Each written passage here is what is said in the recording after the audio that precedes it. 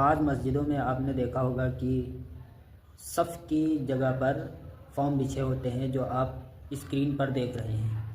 اب مسئلہ یہ ہے کہ اس پر نماز ہوتی ہے یا نہیں۔ میں دو مفتیوں کی زبان سے مسئلہ سنواتا ہوں۔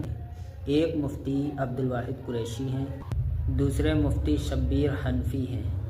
8 اعضاء کا سجدے میں لگنا ضروری ہے زمین پر، 2 پاؤں، 2 گھٹنے، 2 ہاتھ، ناک اور ماتھا، یہ جا کر ٹک جائے۔ ٹکنے کے اندر اگر آپ کا نیچے فوم بھی ہے تب بھی نماز ہوگی۔ یہ کیا ٹک نہیں رہے، بالکل ایسے وہ لولے لنگڑی قسم کی وہ ہے لین دین، تو پھر تو مسئلہ ہے، ورنہ آپ کی نماز ہو جائے گی۔ عام فوم پہ جو اس طرح کے فوم ہوتے ہیں یا کارپیٹ کے نیچے جو فوم بچھائے جاتے ہیں اس پہ نماز ہو جاتی ہے۔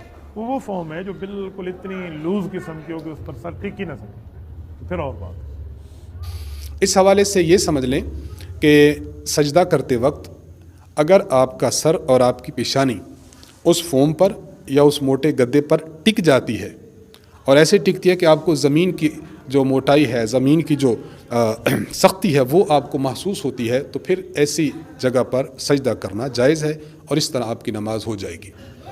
اور اگر گدا یا وہ قالین اس طرح کی ہے کہ آپ کی پیشانی اور آپ کی ناک اس پر ٹکتی نہیں ہے، آپ اپنا سر سجدہ میں رکھتے ہیں تو وہ سر دبتا ہی چلا جاتا ہے، کسی ایک مقام پر وہ ٹکتا نہیں، قرار نہیں پکڑتا اور زمین کی سختی محسوس نہیں ہوتی، تو ایسی جگہ پر نماز پڑھنے سے آپ کا سجدہ نہیں ہوگا۔ اس لیے اگر اس جگہ کو دیکھ لیا جائے کہ وہاں سجدہ کرتے ہوئے پیشانی اور ناک ٹک جاتا ہے، زمین کی سختی بھلے آپ کو دبانے سے ہی محسوس ہو، اگر زمین کی سختی بھی محسوس ہوتی ہو تو پھر ایسے مقام پر سجدہ کرنے سے سجدہ ادا ہو جاتا ہے۔